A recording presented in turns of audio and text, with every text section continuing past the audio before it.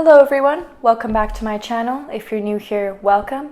I make videos about witchcraft, paganism, spirituality, the occult, and other related topics, so if that sounds like something interesting to you, feel free to subscribe. Today we're going to be talking about the god Cernunnos.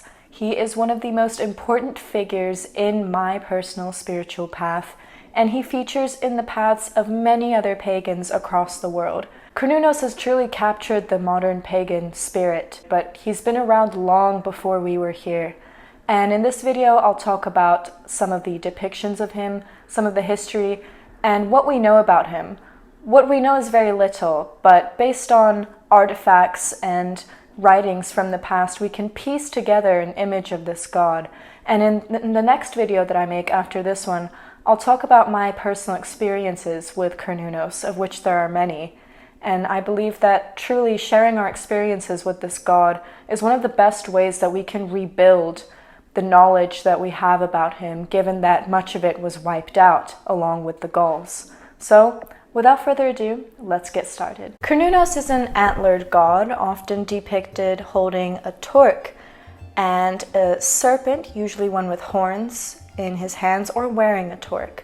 And torques used to represent wealth and status and power in the society that he would have been worshipped in, which is one of the first connections we make. So we see with the antlers, we have the connection to the wild. Same with the serpent, although the serpent could also indicate a connection to the underworld. And we also have the torque, the connection to wealth, status, and power. Now, Cernunnos was Celtic Gaulish. The Gauls were Celts who lived all across modern-day France, northern Italy, as well as western Germany. Led by Julius Caesar, Rome conquered Gaul in around 58 to 50 BCE. Prior to that, the Gauls had sacked Rome, basically, in 390 BCE, and the Romans colonized Cisalpine Gaul, the Italian side, in 181 BCE, despite the fact that Hannibal of Carthage allied with the Gallic Cenomanni against the Romans. And if you see me looking down, it's because I have a few notes that I wrote down during my research. This is an interesting thing that factors in a little bit later, is that there is some Roman influence later on with Cernunnos. Now, Cernunnos is a very popular figure in paganism today, in his own right. And this is contributed by the fact that the Wiccan horned god that many people worship along with the goddess is largely based on him, although the figure also takes inspiration from other horned figures throughout history. All of the mythology that we had on him was lost to the winds of time, so we don't have mythology on Cernunnos, unfortunately. So most of what we have are depictions there that we can analyze and pick apart and understand him from, as well as UPG, or unverified personal gnosis. Although I like to just say personal gnosis, because I don't really think that we need to verify every single spiritual experience. And really, a lot of the experiences that I've seen people have, and some of the ones I've had, have really become collective personal gnosis, because it's so universal that at that point it becomes accepted in the pagan community as valid. But I do think that every person's personal experience should be accepted as valid. Now, the etymology of Cernunnos' name is cornu, or kern, which means antlers or horns, and nos refers to a deity, so it quite literally means god with antlers / horns. Most depictions of Cernunnos are found in France, although they have also been found in other parts of Europe, such as northern Italy, England, and Denmark. The oldest depiction of Cernunnos is the Val Camonica rock drawing in northern Italy from the 4th century BCE. Here he's portrayed with his antlers, he has torques around his arms, and most likely a snake or serpent, and a smaller figure next to him, possibly a human worshipper. Now, this cave drawing is quite detailed and an extremely valuable resource for studying Cernunnos, and it shows that he goes back quite far. Now, another depiction shows Cernunnos' name, which is inscribed on the pillar of the boatmen, which was discovered in Paris and goes back to the 1st century CE.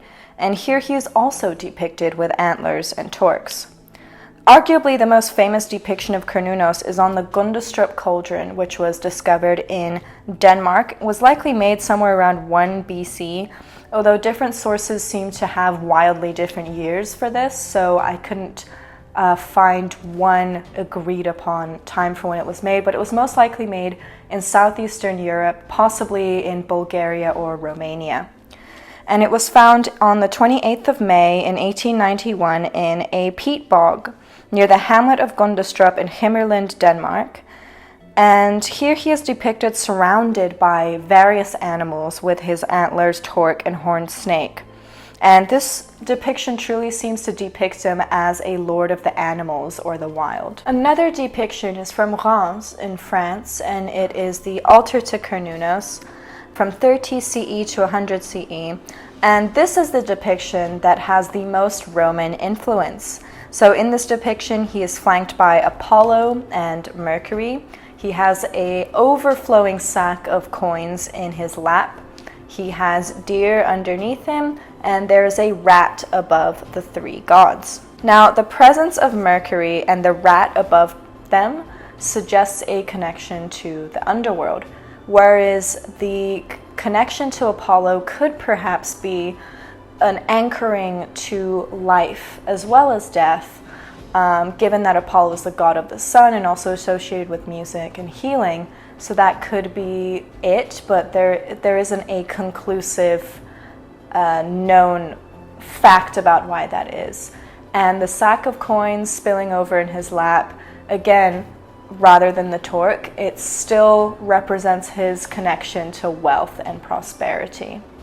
And obviously we have the deer and the antlers, which have been themes throughout the depictions of Cernunnos. In a depiction from Cirencester, England, Cernunnos appears to hold 2 horned serpents, and it has been suggested that the artifact also depicts open bags of coins on either side of him underneath his antlers. There are even feminine depictions of Cernunnos, including a statue from the Franche-Comté region of France. Although this could represent a separate deity, but it does appear to be a feminine figure with antlers, which is very interesting. In the Bellum Calicum, Caesar writes, "All the Gauls assert that they are descended from the god Dis Pater, Roman god of the underworld, and say that this tradition has been handed down by the Druids. For that reason, they compute the divisions of every season, not by number of days, but of nights. They keep birthdays and the beginnings of months and years in such an order that the day follows the night." So this is an interesting piece of writing. Was Dis Pater Cernunnos to the Gauls and simply taken and reshaped into a Roman form and name that was familiar to Julius Caesar when he wrote about them, given Cernunnos' connection to the underworld? It's possible. It's a theory. And this writing may suggest, but we don't know for sure, that the Gauls may have thought themselves to have been descended from Cernunnos, although this could be a different god entirely. So let me know in the comments what you think. Was this god of the underworld figure that Caesar spoke of Cernunnos, or was it something else? In modern paganism, Cernunnos represents a connection to the wild and to nature, as well as abundance and prosperity work. And he also has connections to the cycles of life and death, because clearly his connections to the wild represent life, and he also has connections to the underworld. But when you think about it, these aren't so far divorced from one another. This is a cycle. Life and death really are 2 sides of the same coin, and Cernunnos represents this cycle very well. Much of what we know about him outside of archaeology and history is via personal anecdotal evidence and intuition, but perhaps that's the way he's meant to be worshipped. He's mysterious and elusive, yet also tangible and widespread, and has touched many of our hearts and spirits on this path. Overall, I think that Cernunnos is one of the most fascinating deities in modern paganism, despite the lack of mythology around him.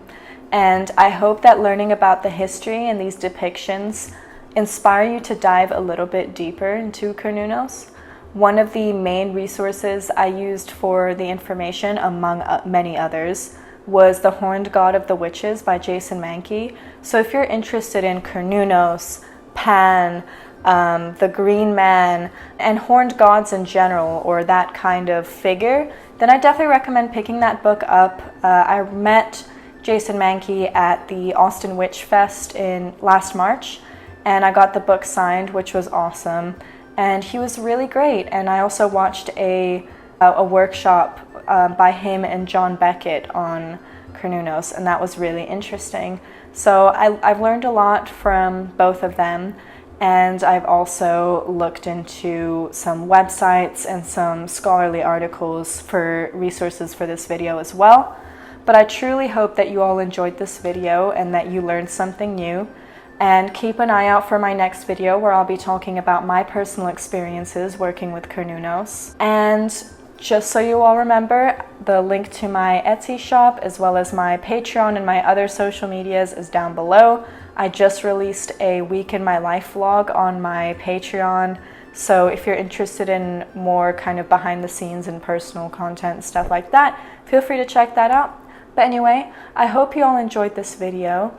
I hope you all learned something new. Let me know what you thought in the comments below. Don't forget to subscribe, and thank you so much for watching till the end. I love you all. Blessed be.